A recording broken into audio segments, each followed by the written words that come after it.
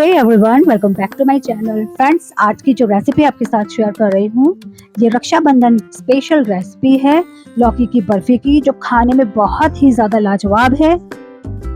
ये बर्फी इतनी ज़्यादा डिलीशियस है खाने में कि मुझे इतना यकीन है कि अगर इसका एक पीस आप खाएंगे तो दूसरा पीस खाने के लिए खुद ब खुद मजबूर हो जाएंगे। ये इतनी ज़्यादा लाजवाब लगती है और इस बर्फी को बनाने में ज़्यादा वक्त भी नहीं लगता है। ये बहुत ही ज़्यादा जल्दी बनकर तैयार हो जाती है।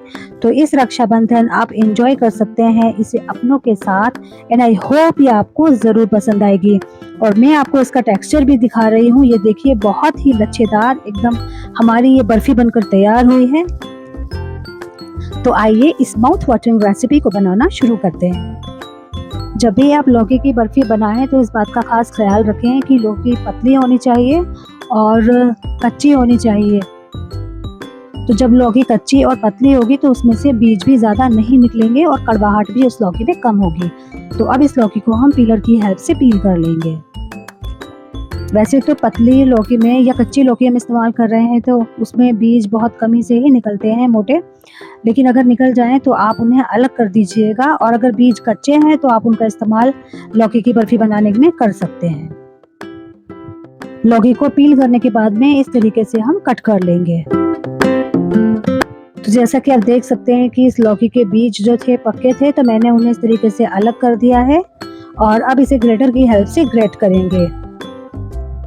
और अब ग्रेटर की हेल्प से सारी लौकी को हम ग्रेट कर लेंगे।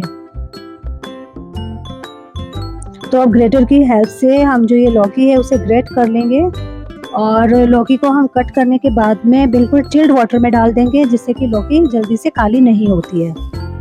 तो ये लीजिए, सारी लौकी हमने अच्छे से ग्रेट कर ली है, लेकिन अभी इसके अंदर पानी है तो उसका पानी हमें निकालना होगा।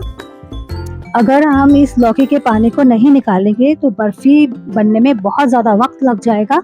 तो इसके लिए मैंने यहाँ पर एक बोल ले लिया है और उसके ऊपर एक स्ट्रेनर रख दिया है, और स्ट्रेनर के अंदर मैंने एक मसलिन क्लॉथ लगा दिया है।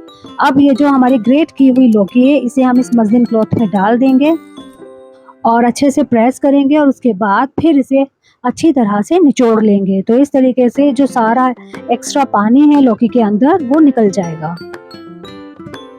तो ये देखिए, कितना सारा पानी हमने इस तरीके से लौकी का निकाल लिया है, और अब इस पानी को हम फेंक देंगे। तो चलिए नेक्स्ट प्रोसेस की तरफ चलते हैं। तो यहाँ पर मैंने एक कढ़ाई ली है जिसे गर्म होने के लिए रख दिया है, और अब इस कढ़ाई में हम डाल देंगे 2 टेबलस्पून देसी घी। देसी घी अब ज़रूर डालिएगा, इससे जो लौकी की बर्फी है वो बहुत सौंधी सौंधी बनती है। जब भी आप लौकी की बर्फी बनाएं तो लौकी को अच्छे से निचोड़ लें ताकि उसका सारा पानी निकल जाए। तो सारा पानी निकालने की वजह से लौकी में कड़वाहट नहीं रहती है और जो कुकिंग टाइम है वो भी कम हो जाता है। तो यहाँ पर मैंने 1 किलो लौकी का इस्तेमाल किया है, और इसे ग्रेट करने के बाद में और निचोड़ने के बाद में ये 500 ग्राम ही रह गई है। और अब इसे घी में डालने के बाद में लो टू मीडियम फ्लेम पर हम अच्छे से भून लेंगे, तकरीबन 10 से 15 मिनट के लिए। तो यहाँ पर मैं लौकी की बर्फी बनाने के लिए दूध का इस्तेमाल नहीं कर रही हूँ, बल्कि घर के बने हुए खोए का इस्तेमाल कर रही हूँ। आप चाहें तो बाजार का खोया भी इस्तेमाल कर सकते हैं। और क्योंकि ये घर का बना हुआ खोया है इसलिए आपको थोड़ा बिखरा बिखरा सा लग रहा होगा, इसीलिए हम इसे ग्राइंडिंग जार में डालकर ग्राइंड कर लेंगे। और इसको मैंने अच्छे से भून भी लिया है। तो अगर आप बाजार का खोया इस्तेमाल करें तो उसे पहले भून ज़रूर लीजिएगा। भूनने से खोए का जो कच्चापन है वो निकल जाता है। तो यहाँ पर मैंने एक ग्राइंडिंग जार ले लिया है, और इसमें अब मैं ये खोए को डाल दूंगी, और खोया डालने के बाद में इसे अच्छे से ग्राइंड कर लेंगे। तो ये लीजिए, खोए को हमने ग्राइंड कर लिया है और ये एकदम स्मूथ हो गया है। तो ऐसा मैंने इसलिए किया, अगर मैं इसे ग्राइंड नहीं करती खोए को तो हमारी जो बर्फी है लौकी की वो थोड़ी सी बिखरी बिखरी सी बनती। तो अब इसकी वजह से जो बर्फी है हमारी वो अच्छे से बाइंड हो जाएगी। और यहाँ पर हमारी जो लौकी है वो भी अच्छे से भून गई है। बर्फी को जमाने के लिए मैं यहाँ पर एक ट्रे ले रही हूँ, और इस ट्रे को घी से अच्छे से ग्रीस कर लेंगे हम। आप चाहें तो कोई प्लेट या थाली भी ले सकते हैं।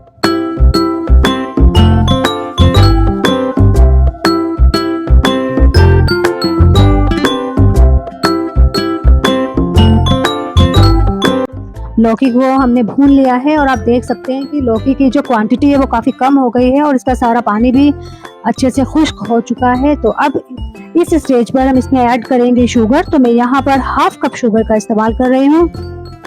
आप चाहें तो शुगर को अपने जायके के अकॉर्डिंग कम या ज़्यादा कर सकते हैं। तो शुगर डालने के बाद में इसकी जो कंसिस्टेंसी है वो थोड़ी सी पतली हो जाएगी, क्योंकि शुगर पानी को रिलीज कर देगा। और इसी स्टेज पर हम लौकी के अंदर ऐड कर देंगे खोया, जिसको कि हमने अच्छे से ग्राइंड करके रखा हुआ है। और खोए को डालने के बाद में इसको मिक्स कर लेंगे।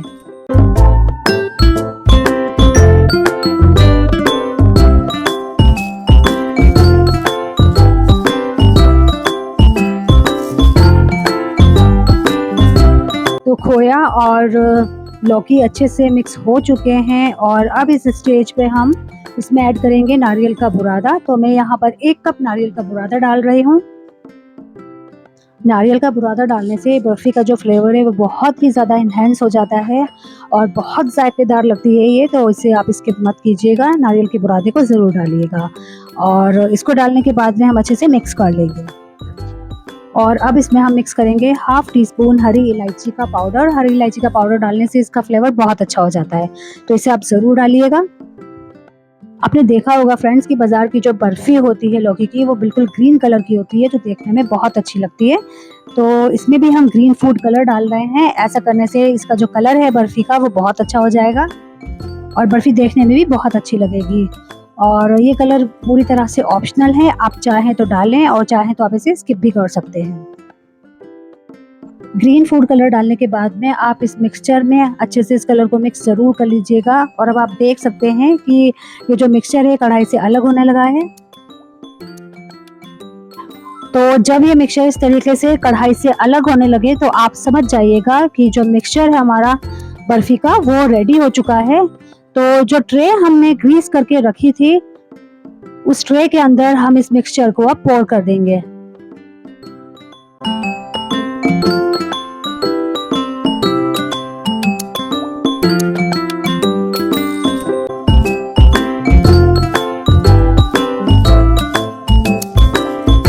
और अब इस मिक्सचर को ट्रे में डालने के बाद में हम स्पैचुला की हेल्प से इवनली स्प्रेड कर देंगे।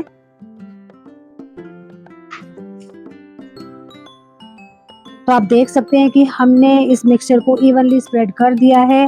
और अब इस बर्फ़ी को हम जमने के लिए रख देंगे रूम टेम्परेचर पर 1 घंटे के लिए। तो ये लीजिए फ्रेंड्स, 1 घंटा हो चुका है और बर्फ़ी जो है हमारी एकदम रेडी हो चुकी है। बस अब इसे हम थोड़ा सा गार्निश करेंगे। तो मैं यहाँ इस बर्फ़ी को चांदी के वर्क से गार्निश कर रही हूँ। आप चाहें तो चांदी का वर्क लगा सकते हैं, चाहे तो इसे स्किप भी कर सकते हैं, ये बिल्कुल ऑप्शनल है।